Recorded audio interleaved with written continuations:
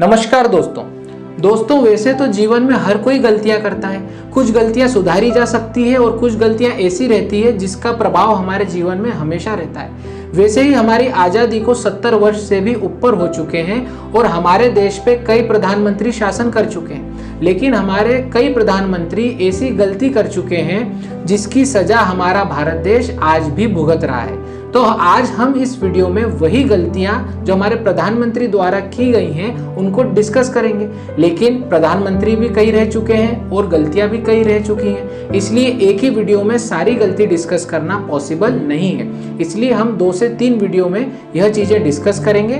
तो आज इसी सीरीज का हमारा पहला वीडियो है, तो चलिए हम शुरुआत करते हैं। तो अगर बात करें भारत के प्रधानमंत्री की गलतियों की, तो उसमें नेहरू जी का नाम तो पीछे रह ही नहीं सकता, क्योंकि नेहरू जी ने अपने जीवन काल में प्रधानमंत्री रहते हुए कई बड़ी गलतियां की है जिसकी सजा, जिसका इफेक्ट भारत पर अभी तक है। और हो सकता है कि हमारे 1 से 2 वीडियो तो नेहरू जी की गलतियां ही डिस्कस करने में लग जाएं।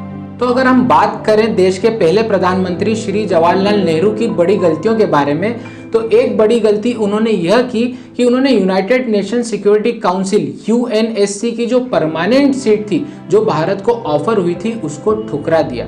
जी हाँ दोस्तों, अगर आज भारत के पास यूएनएससी की परमानेंट सीट होती तो उसकी पावर अलग ही होती, भारत एक अलग ही देश होता। लेकिन पंडित जवाहरलाल नेहरू ने वह सीट सिर्फ ठुकराई नहीं, युद्ध के चलते, जी हाँ, चाइना से युद्ध के चलते भी चाइना को सपोर्ट किया और वह परमानेंट सीट चाइना को दिलवा दी, जिसकी वजह से आज चाइना भारत पर आंखें दिखाता है। अगली बड़ी गलती की बात करें तो जवाहरलाल नेहरू जब 1948 में बर्मा गए, जब उन्होंने भारत का कोको आइलैंड बर्मा को गिफ्ट कर दिया। जी हाँ दोस्तों, कोको आइलैंड उन्होंने बर्मा को गिफ्ट कर दिया और उसी बर्मा ने 1994 में वही कोको आइलैंड चाइना को लीज पर दे दिया। अब इस आइलैंड पे चाइना जो है भारत की जितनी भी नेवल एक्टिविटी है, जितनी भी नौसेना की गतिविधियां हैं, उस पर पैनी नजर रखता है और भारत को एक स्ट्रेटेजिकली काफी बड़ा डिसएडवांटेज हो गया है और भारत कुछ भी नहीं कर सकता। तो अगर बात करें भारत की, तो शायद भारत तो सिर्फ नेहरू जी की ही जागीर था, आपकी और मेरी तो कोई हिस्सेदारी इसमें थी नहीं। क्योंकि अगर डिस्कस करें अगली गलती के बारे में, तो नेहरू जी ने कबाओ वैली नाम की एक जो जगह थी वह भी बर्मा को गिफ्ट कर दी थी। और कबाओ वैली के बारे में कहा जाता है कि वह कश्मीर से भी ज्यादा सुंदर है।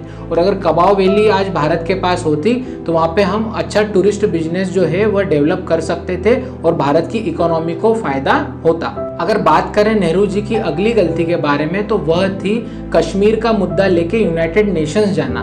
जी हाँ दोस्तों, सेना के मना करने पर भी जो नेहरू जी थे वह कश्मीर का मुद्दा लेके यूनाइटेड नेशन चले गए।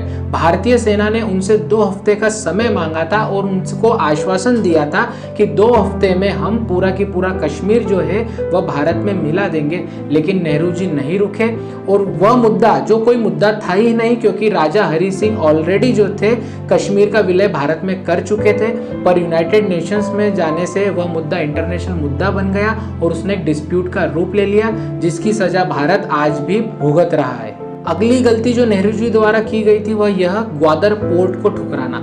जी हाँ दोस्तों, ग्वादर पोर्ट जो कि पहले सल्तनत ऑफ ओमान के पास था, वह उन्होंने $1 मिलियन में भारत को ऑफर किया था, परंतु ना जाने क्यों नेहरू जी ने वह ऑफर ठुकरा दिया और वहीं भविष्य में पाकिस्तान ने $3 मिलियन में वह पोर्ट वहां के सुल्तान से खरीद लिया, जो कि आज पाकिस्तान का एक इम्पॉर्टेंट पोर्ट है। और सबसे दुख की बात यह है कि अब ग्वादर पोर्ट पे चाइना की जो नेवल एक्टिविटीज हैं वह भी जारी है, जो कि भारत के लिए स्ट्रेटेजिकली काफी डिसएडवांटेज वाली बात है।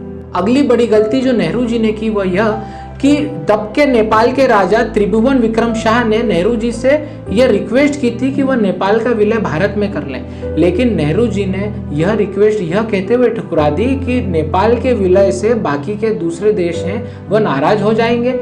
लेकिन अब नेहरू जी से ही कोई पूछता कि वह कौन से देश थे जो नेपाल के भारत में विलय से नाराज हो जाते, और क्या भारत में उनका सामना करने की हिम्मत नहीं थी, क्योंकि भारत किसी से भी सामना कर सकता था। और अगर आज नेपाल भारत का हिस्सा होता तो भारत के लिए ज्योग्राफिकली और इकोनॉमिकली काफी बड़ा एक एडवांटेज होता, क्योंकि नेपाल काफी सुंदर देश है। प्लस अभी आपने सुना ही होगा कि नेपाल से, जी हाँ, चीन के बहकावे में नेपाल जो है भारत से सीमा विवाद कर रहा है, काफी डिस्प्यूट हो रहे हैं, जिसमें हमारे कुछ जवान जवान भी शहीद हो रहे हैं, हमारा खर्चा भी लग रहा है, यह चीजों से भी आज भारत बच जाता।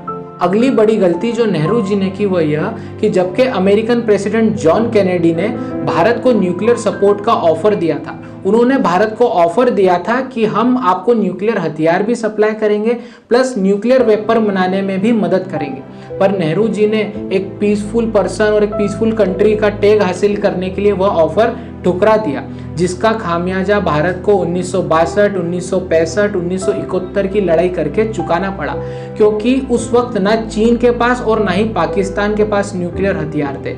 और अगर भारत के पास न्यूक्लियर हथियार आ जाते तो चीन और पाकिस्तान दोनों की ही हिम्मत नहीं थी कि वह भारत से युद्ध करता या भारत को आंखें दिखाता और भारत एक अलग ही देश होता। तो गलतियां तो काफ़ी सारी हैं जो नेहरू जी ने और बाकी के प्रधानमंत्रियों ने की है, जो कि हम एक वीडियो में डिस्कस नहीं कर सकते हैं क्योंकि वीडियो काफ़ी लंबा हो जाएगा, जो हम अगले वीडियो में डिस्कस करेंगे। तो अभी के लिए हम इस वीडियो को यहीं पे विराम देते हैं। और अगर आपको मेरा ये वीडियो पसंद आया है तो प्लीज़ लाइक कीजिए, शेयर कीजिए, और जिस किसी ने भी अभी तक चैनल को सब्सक्राइब नहीं किया है वह सब्सक्राइब कीजिए। जय हिंद, जय भारत।